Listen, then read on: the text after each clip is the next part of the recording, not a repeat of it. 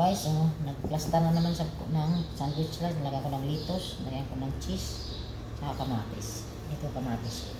Kamatis, ilagay ko dito. Kamatis. Cherry tomato.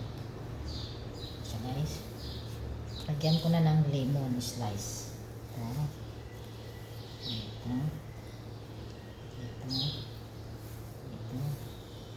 Lagay ko itong tiles.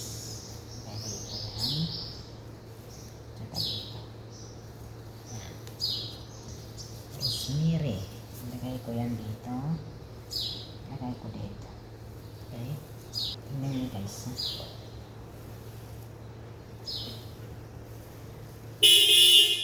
Ayan na siya guys. Natapos ko na.